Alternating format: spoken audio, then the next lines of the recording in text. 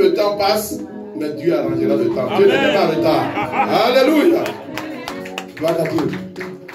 C'est juste un petit morceau que j'avais laissé tout à l'heure. Et le témoignage de papa m'a amené plein d'années. C'est que je devais terminer.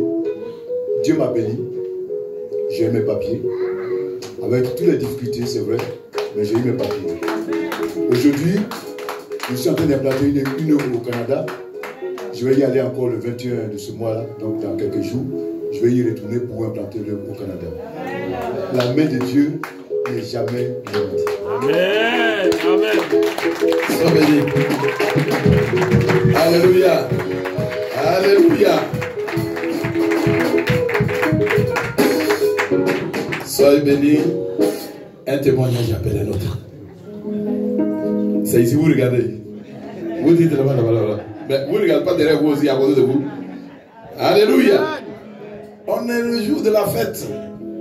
Si tu as un témoignage aussi pour les consacrer, tu peux venir, même si tu n'as pas rendu hier là. Tu peux venir. 2 minutes seulement, puis même 1 minute, et puis tu pars. Alléluia. Ah, voilà. Mais, attends un peu d'abord. Attends. Viens te positionner là. Mais je vais passer le micro au serviteur Yoté qui nous rend visite ce matin. Gloire à Dieu. Soyons bénis. Serviteur Yoté. Alléluia. Gloire à Dieu. Je ne suis pas venu pour un témoignage. Comme il dit, témoignage amène un autre témoignage. Et mon témoignage ce matin, je voudrais rendre grâce à Dieu. Et je veux le partager avec vous pour vous fortifier aussi. Amen. Le serviteur a dit tout à l'heure que il y a des moments où Dieu dit non. Mais moi, Dieu n'a pas dit non. Il a dit oui. J'ai 62 ans. Et j'ai eu mes 62 ans le 4 février, dans le 7 février 2024. Et à peine j'ai fini de fêter mes 62 ans. Bon, je ne fais pas de fête à proprement dit, hein. Voilà. Le 28 février, j'étais assis dans mon canapé. Mon côté droit a commencé à faiblir. C'est-à-dire que quand je prends ma main droite, je la fais, c'est-à-dire je ne peux pas la soutenir. Elle vient tomber comme ça. Et je me lève automatiquement et je commence à faire des mouvements. Et ça s'est rétabli. À 20 h, j'ai un de mes fils qui m'appelle. Il me dit, papa, j'ai un siège auto à acheter pour ma fille. Je voudrais que tu m'accompagnes à Carrefour. Il vient avec sa voiture, c'est moi qui conduis. On va à Carrefour, on n'a pas trouvé le siège auto, on rentre à la maison. À 21 h, la même chose se décante. Et j'étais assis, mon épouse était assise là, il était assis là, et je lui dis, je leur dis, je suis en train de faire une attaque. Donc je me lève, je fais toujours les mêmes mouvements, mais je sens que quelque chose se passe. Elle voulait appeler les SAMU, je lui ai dit non. On était le 28, c'était un mardi. Le 1er, le 2, jeudi, je vais à la boutique, aller acheter un pack d'eau. Je prends le pack d'eau, il tombe des mains. Quand je le prends avec la main gauche, je le soutiens. Avec la main droite, je ne peux pas le soutenir. Je rentre à la maison, je dis à ma femme, ça ne va pas. Il faut qu'on appelle les SAMU. Donc j'appelle. J'explique la situation, le médecin me dit, mais comment se fait-il que vous êtes resté 4 jours, 3 jours sans appeler? Je vous amène une ambulance. On m'amène l'ambulance, on m'amène à l'hôpital, on me fait un IRM et on trouve que il y a un caillot de sang qui bouche une veine. Donc je venais Le 28, je venais de faire un AVC. Malgré ça, je suis resté aux urgences, sans soins. Donc le 28, le 1er, le 2, le 3, je suis resté sans soins. Et c'est le lendemain, vendredi, qu'on me monte en chambre. Donc on me traite. Mais pendant ce temps, mon côté droit a commencé à faiblir. Je ne pouvais pas marcher. On me fait des examens pour que je tienne comme ça, je ne peux pas. Rien. Mon côté droit complètement. Et je suis resté deux semaines. Non, une semaine.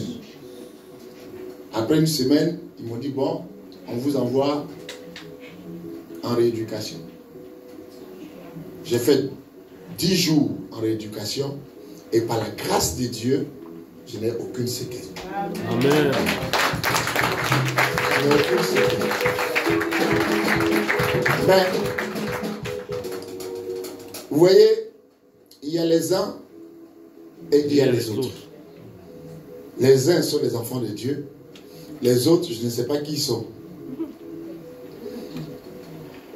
Parce que à la rééducation, j'ai trouvé un monsieur qui a eu les mêmes symptômes que moi.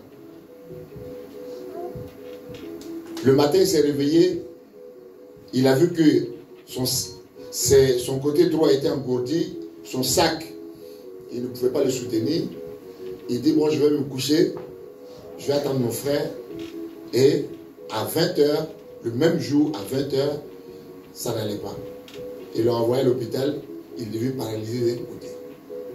Et moi, je suis devant vous, par la grâce de Dieu. Amen. Donc voilà mon témoignage. Je dis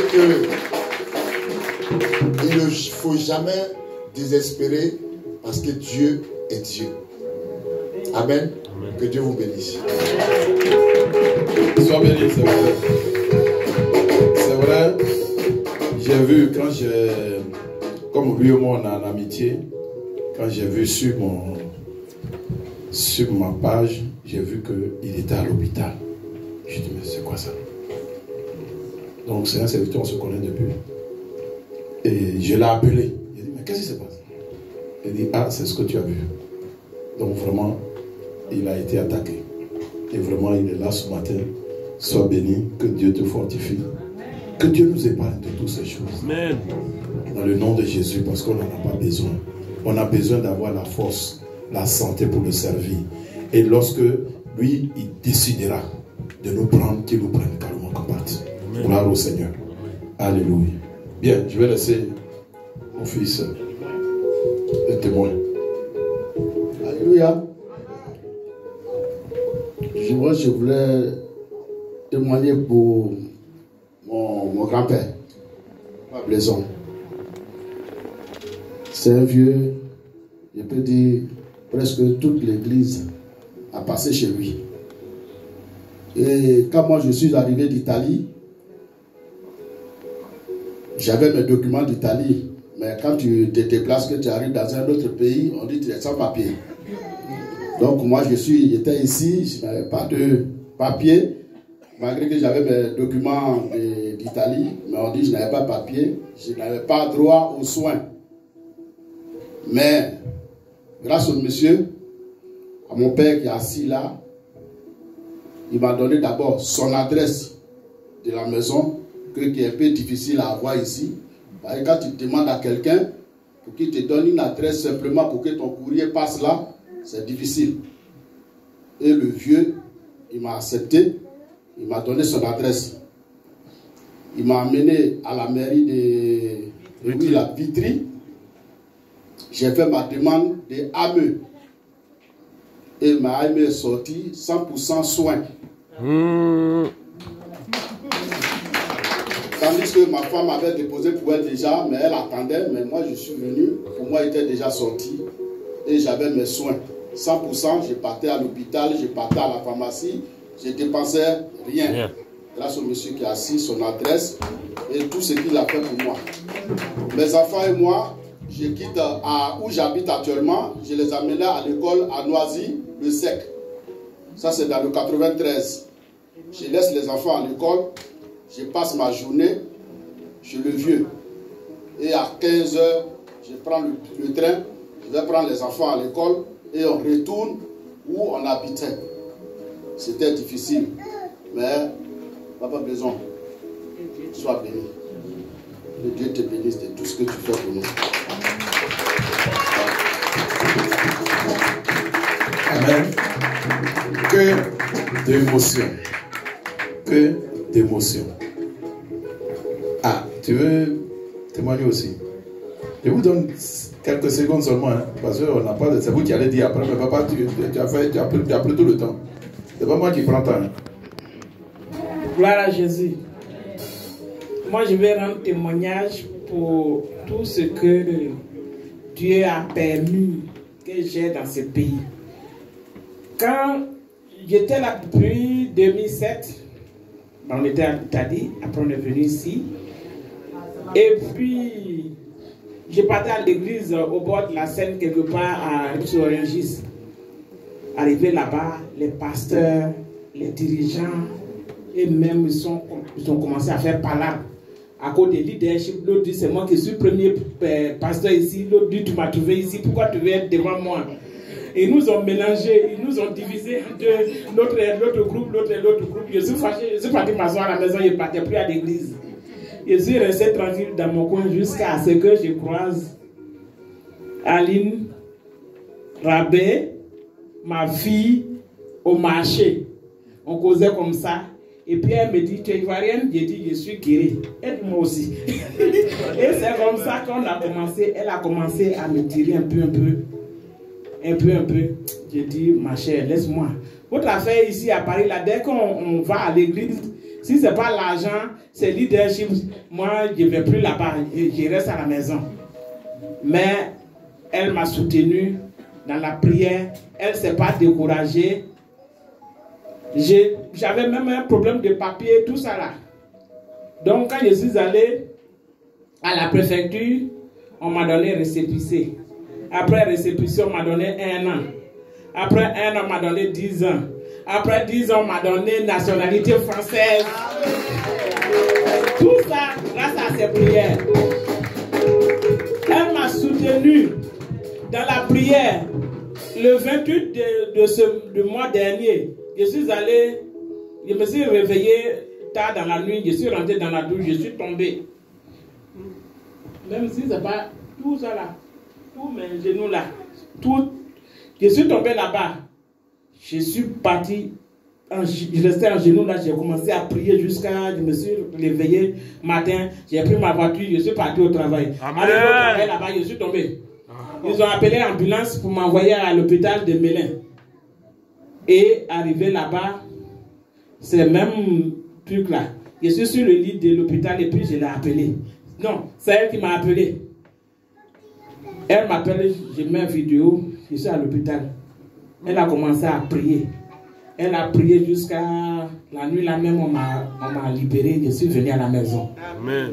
Merci ma fille. Amen. Continue toujours, Dieu t'a donné. Dieu t'a donné, c'est pour toi. Faut plus même relâcher, faut plus te fâcher, faut plus... C'est pour toi, Dieu t'a donné. Quand quelqu'un, Dieu te donne un don, tu ne forces pas. C'est ton don qui est là. Amen. Merci pour tout. Continue de prier pour